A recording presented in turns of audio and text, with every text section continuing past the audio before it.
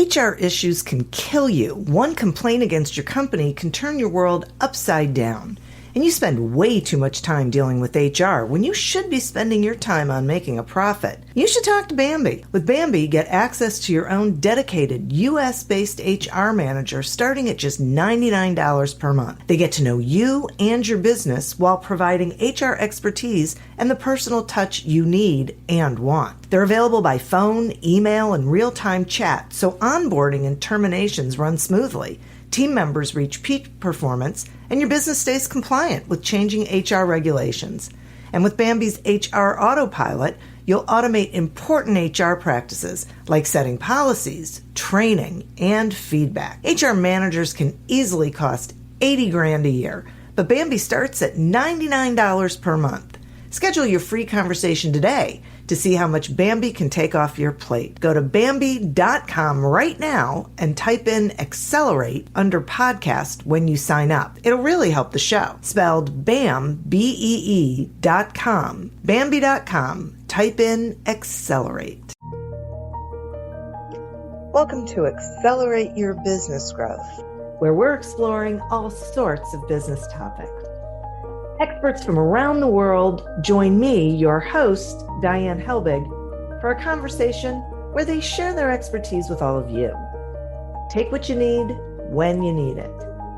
Featured on Inc.com, Forbes, and MSNBC's Your Business, this podcast is recognized as one of the best podcasts for small business, sales, leadership, social media, and more. When it comes to business, Accelerate Your Business Growth has got it covered. And now on with the show. My guest today is Stephanie Novinskis. Stephanie is the CEO of Sizzle Force Marketing, a fractional CMO agency that services scaling companies. Since 1995, she's been developing brand-building marketing campaigns that have been used by companies including Starbucks, Quicksilver, and the NFL, along with thousands of privately owned companies. Stephanie has written for Forbes and Entrepreneur magazines and is the author of the international #1 bestseller, Absolutely Unforgettable, The Entrepreneur's Guide to Creating a Heart-Centered Brand and Standing Out in a Noisy World. Thanks so much for being here today, Stephanie. Oh, thank you. I'm so happy to be here. I am thrilled to have you here. We're going to be talking really about the content that goes into marketing effectively. And so I like to start from like baseline and build from there. So my first question is, what does a copywriter actually do? So copywriter's responsibility is actually to write words that are persuasive enough to get people to take an action of some kind. It could be clicking a buy now button. It could be clicking something, or not even clicking. It doesn't have to be online. It could be taking the action of booking a consultation call or a follow-up call or something that moves somebody forward in the buyer's journey. Okay. All right. So what's the difference between a good writer and a copywriter? Or is there a difference? There is a really big difference. So a lot of people will say things like, oh, I got my degree in English. I'm a really good writer, so surely I can be a copywriter. The thing is that a good writer is somebody who's usually very good with putting words together. That doesn't mean that they actually know how to sell and persuade using words, right? And that really is the key difference, right? Because a copywriter makes things happen, where a good writer might educate, might entertain, might influence people in some way. But they usually, unless they've gone through some sort of training, they don't actually know the human psychology that goes behind sales and how to write to get something sold. I see. Boy, that's a great explanation. I appreciate that. And it's funny, when I asked the question, I started thinking, it probably has to do with what you had said about compelling, the written in a way that compels somebody to do something. So, Yeah. Yeah, yeah. it's a very different writing style. I know, like, I can even speak to my own mother, right? My own mother is a great writer, an academic writer. She has like 15,000 degrees, right? And she can write a thesis that'll knock you out of the park, right? But can she write copy that's going to sell? No. Not at Yeah. all. It's a different style of writing. And I think the reason that it's so different is that it's really based on sales psychology, which a lot of good writers have never studied. Right. Exactly. Yeah. And it's so interesting that I don't think people realize, it feels to me like this is really the core of good marketing. Mm-hmm. Right, is being able to communicate in this way.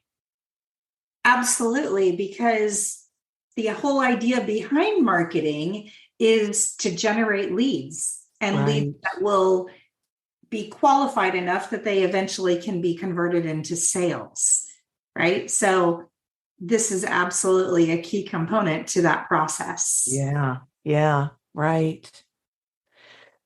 So,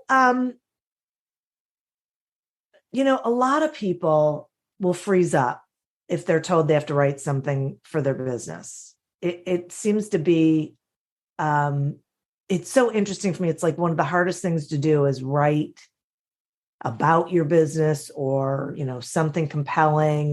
There's probably a whole psychology behind it. But is there like a tip you can share with people that can get them started with writing about their business?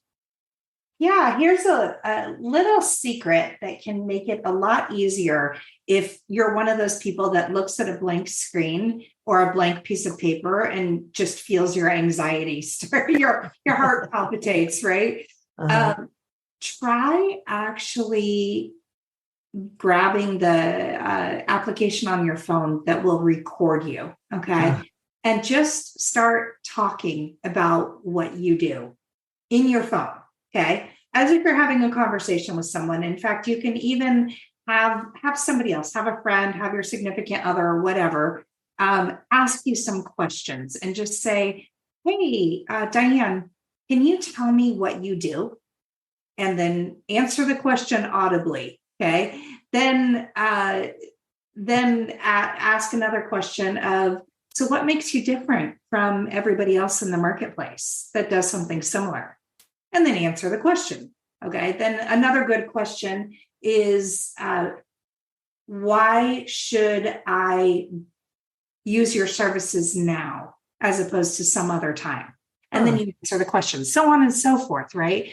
When you actually, most people can talk about their business very clearly. They just don't know how to write it. So what I say is, well, answer the questions, record yourself answering them, get those answers transcribed, and then just edit out the weird ums and ahs and hesitations that happen in natural conversation. And you will have a decent piece of copy at the end as long as you're clear when you give your answers. That's so interesting. What's funny is that I say the same thing to people. Like, I probably do my best writing, and I'm using air quotes, when I'm driving, Uh-huh. because that's when the thought, like articles and things like that, that's when the ideas come to me. And so I turn the recorder on my phone and just talk. So Yep. I totally get that concept. I never thought about doing it for my marketing content, though. That's really interesting. I'm gonna have to try that. It's so easy and it's so much less intimidating. Right now, obviously, if you want to polish something up and get it to if it's a really important piece of copy, then you're going to want to bring in a professional, right? Yeah. Because if it's not your sweet spot, like for example, I can tell you, I was talking with another client this morning, and she runs a grooming company for pets, and she told me, she's like, look, I don't write. I don't know how to do this. I know how to make dogs look great. And I said, yes, you do. And you're very good at that. And you know what? It is absolutely unreasonable for anybody to expect that you can write sales copy just because you have a business, right? Yeah. That's just not how it works. That's like saying, I told her on the flip side, I said, well, please don't judge me when my dog walks in the door and you see her on the screen this morning, because you'll see she's a little overdue for her grooming appointment, right? I am not good. I'm not able to groom my dog, but I can write. Okay. Yeah. Flip side, you can groom a dog, but you can't write. This is why we need each other and why we have each other. Right. That's right. Right. So really, do you think that's like the biggest mistake people make when it comes to copywriting, that they think they should be able to do it? Or, what else are you saying? I think people have a false expectation that they should be able to do it, right? And it doesn't seem like it's going to be that hard to a lot of people, right? But then they find that they might start sharing some things, they might put stuff out there and not get the response that they want. And so then they start to get discouraged. That kind of starts this negative mind talk, if you want to say, this conversation of like, gosh, I can't do this. It's never going to work, or, yada, yada. And then it just creates an avalanche of bad stuff. Right. So, anybody can learn how to do this, but nobody comes out of the womb knowing how to do this. Yeah. Yeah. That's a great point. Right. We need to cut ourselves some slack. Yeah. So this book that you wrote, in it, you talk about a heart-centered brand. And I'm wondering if you would define that for the listeners, please. What to you is a heart-centered brand? Yeah, a heart-centered brand is one that is truly, absolutely unforgettable. It's a brand that stands out in a noisy world because it doesn't look like every other brand that's out there. Mm-hmm. It's true and aligned with a certain set of values, and it shows up in every way that the business interacts with the consumer. So whether it's what they post on social media to what their customer experience is like, if let's say you have a local business with a brick and mortar building, okay? It could be the customer experience when a customer comes to see you. If you have maybe a service business and you operate online, what is the process like when someone tries to make an appointment with you? And then how do you show up online and all of that stuff, right? So a heart-centered brand is one that is really going to stand out as being unique and aligned with a certain set of values that set it apart in the marketplace. Okay, that makes a lot of sense to me. I was reading a newsletter on LinkedIn earlier today, and they were talking about that we need to stop writing these really lengthy landing pages that are, I hate them. I can't stand them because it's the same information being repeated over and over again. And you can't get to the investment part until the very, very end, which could be pages. So I find them annoying. And this article was saying, I don't know if they were really saying they're annoying. They were pretty much saying it doesn't work. Right. So my question for you is, what's your sense of the reason why buyers aren't buying whatever people are selling? And what do you think we should be doing about that? Okay, there's a lot that goes into that, but if I could play devil's advocate on the landing page thing. Yeah. So let me share something here. I think anybody who says it doesn't work is not really being fair. I think a more accurate way of saying a long sales page isn't performing to your expectations would be something along the lines of, it didn't work in this case, or it didn't work because we used this copy, or because we were speaking to this audience. There are tons. I have written like umpteen really long, as you say, annoying landing pages, right? That have converted like clockwork and made people millions of dollars. Wow. Okay. Now, so they do work. They do work when you have the right copy and it's going to the right audience, right? That's what makes it work. Now, Ah, if you don't have enough traffic to the page, well, nobody can buy it if they don't see it, yeah, right? yeah. If the copy isn't written in a way that's persuasive and empathetic and really painting a picture for the reader to see themselves in that place of success that they're hoping to get to if they buy whatever it is that you're selling, then it's not going to work, right? But if it is written in that way, then people are actually going to want to continue reading because they're going to be like, I see myself here, right? I see myself that, yeah, they get me. It's like they're in my head, That's right? so interesting. Yeah. The Yeah. time, it gets annoying when it's not resonating, Ah, or it gets annoying when you're really, really pressed for time. And the truth is, a lot of us are really pressed for time all the time. Okay. So I'm a big, huge believer in having multiple call to action buttons on every landing page because people will decide to take action at different points in the journey of the page. You're going to have the one person who, is signing up for a conference and they go to this conference every year and they just need to get their ticket. They're already sold. They just right, need to process the transaction. right. Okay. That person needs a register now button at the very top of the page. Yeah. But then you're going to have the other person that, let's say it could be an employee, and an employee is reading about a conference that they think would really improve their skill set and make them more valuable at work. And so they're reading about it being like, yeah, this would be really good. I got to find a way to convince my boss, right? They're going to need a call to action button that's written a little differently and in a different place on the page than the first person. Okay. Then there's the person who's super analytical. And these are your thinkers, right? And they don't take impulsive action. They're not known for being decisive. Okay. Right. They have to think, they have to process. And these are the people that are going to read every single word of your 3,000 page landing page because it's just how their brain works.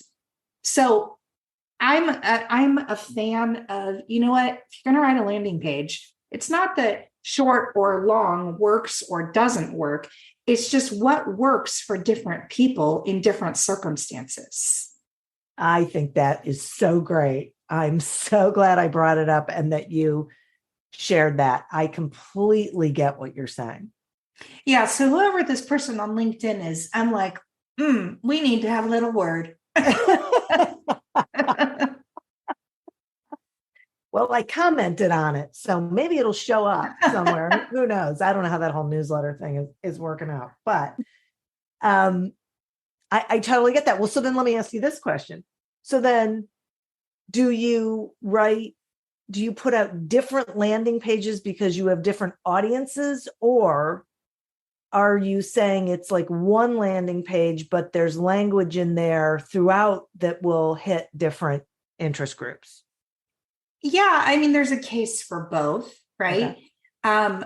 I think I usually will do one landing page that's just written to appeal to different personalities at different times in their journey, right? That's why, on a typical landing page that I do, I'm going to have at least 5 call to action buttons, right?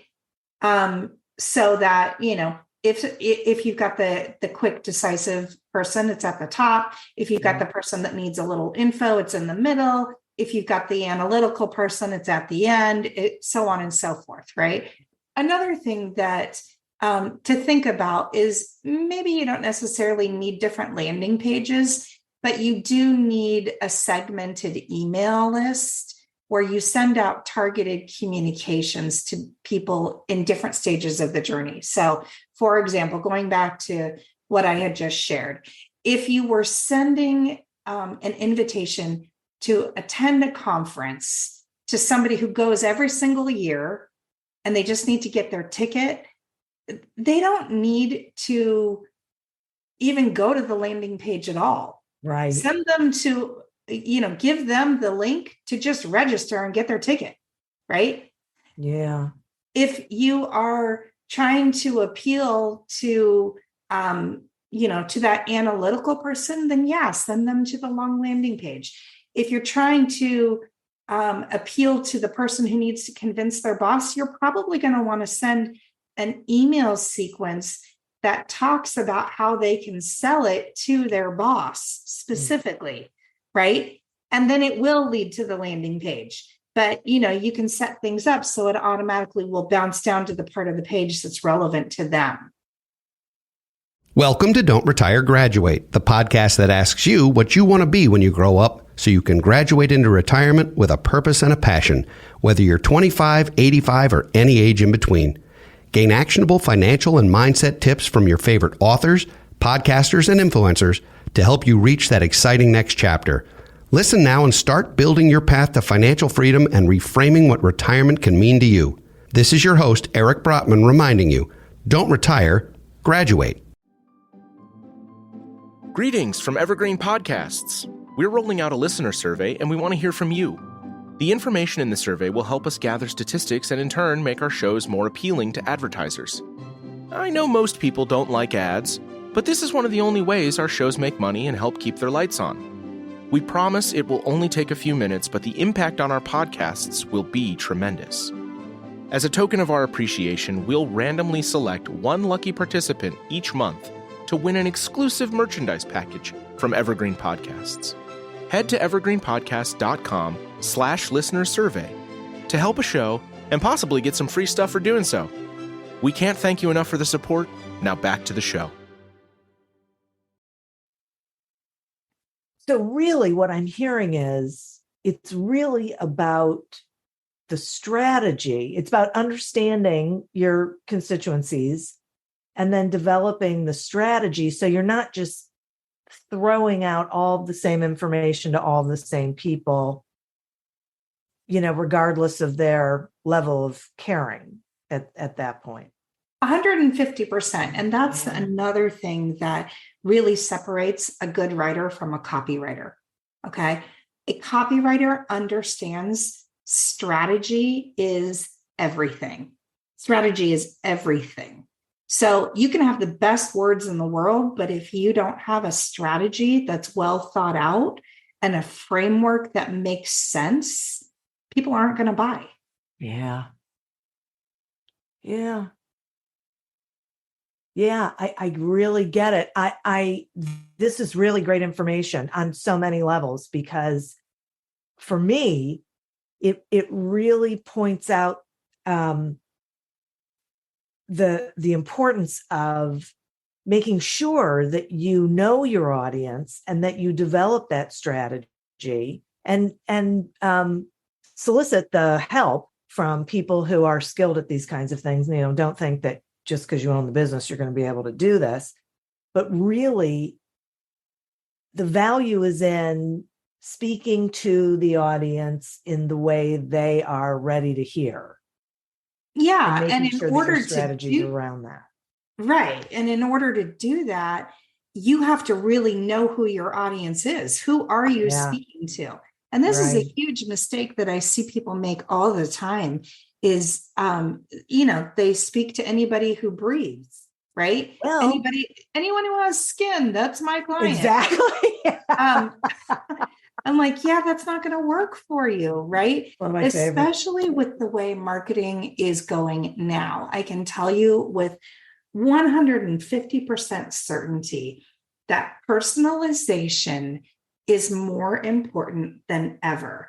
And sending out big messages that are designed to attract an enormous crowd of anybody that has skin are not going to work. They already don't work, but they're really, really, really not going to work for you moving forward. Because the direction that marketing is going now, personalization is going to be everything. So if you are not super clear on who your audience is, and I don't mean just like a basic demographic profile, because that's another mistake people make. is they're like, oh, okay, well, I'm writing for women who are between the ages of 35 to 50. And, they work a professional job, they have a dog, and they have 2 kids, right? Yeah. Okay. Well, that's good information to have sometimes, right? But what actually motivates this person? What is this person afraid of? What would make this person feel skeptical? What would make this person feel understood? Those are the questions that you need to figure out when you're pinpointing your ideal client, because that's going to inform all of your messaging. That's great. Absolutely. And it's so funny that you say anyone with skin. I say that all the time, that everyone is not a target market. And if you're talking to everyone, you're talking to no one. Right. One thing that, a lot of times people are very afraid to niche down. Yeah. Because they're like, well, gosh, I don't want to limit my opportunities to make money and this and that and the other thing. And they need me and they need me. And so do they need me, right? Well, that may be true. Okay. However, I can tell you again, with absolute certainty, that people always pay more for specialists. Okay. You think about it, like, if you need heart surgery, are you going to go see your family medicine doctor? No, you're going to find a cardiologist who can do your heart surgery, right? Does a cardiologist make more than a family practice doctor? Yeah, you bet, a lot more, right? It's because that doctor has spent years and years and years honing his or her craft and becoming an expert in it, in keeping you alive on the operating table, right? So, you need to consider niching, not something that's going to cut you off from getting more business, but something that is going to open the door to, it's going to open the floodgates actually to attracting the right customer for you, right? The customer that really, really wants what you sell, not like it's a nice to have, but they really want it. They really value it. And they absolutely have the means to pay for it. Well, and I completely agree with you. And I think that what people don't realize is that when they are really broad, then they don't get what they're looking for anyway. So they can be afraid that they're missing out. The truth is they are missing out by not niching. Yeah. Yeah, you leave a ton of money on the table. That's why that old saying, the riches are in the niches. It's so true. Yeah, I know. And it's so much easier to be clear when really you, is. Yeah. So interesting. Stephanie, this is really valuable. I appreciate you coming on and sharing this information with the listeners. Will you tell them how they can find you, please? Yeah, absolutely. You can find me on LinkedIn. I have a scary last name. Let's just be real. So maybe you could share it in the show notes. Sure. Link to my LinkedIn profile. It is linkedin.com/in/Stephanie Novinskis. Good luck if you're trying to figure that out and you're driving right now. Here's something a little easier to remember. You can always find my website is sizzleforce.com. That's sizzle like bacon, force like may the force be with you. I will make sure both of those things are in the show notes. Great. Thanks. Absolutely. Thank you for being here and sharing this. And listeners, thank you. You are who we're doing this for. Thank you for tuning in to this episode of Accelerate Your Business Growth, a production of Evergreen Podcasts. Discover more episodes of this podcast and explore others at evergreenpodcast.com. As always, continue to prosper and be curious. And if you're looking to get your sales strategy headed in the right direction, pick up a copy of Succeed Without Selling on Amazon or wherever books are sold. Until we meet again on another episode of Accelerate Your Business Growth, goodbye and good day. The average person experiences up to 10,000 marketing efforts each day. Those ideas are culled from millions of possibilities. The CMO Confidential podcast takes you behind the scenes to learn about the decisions, drama, politics, and glory that go with one of the most scrutinized jobs in the executive suite, the Chief Marketing Officer. Guests from all over the business world join Mike Linton, a 5-time CMO, to share stories about what it's really like in the marketing universe.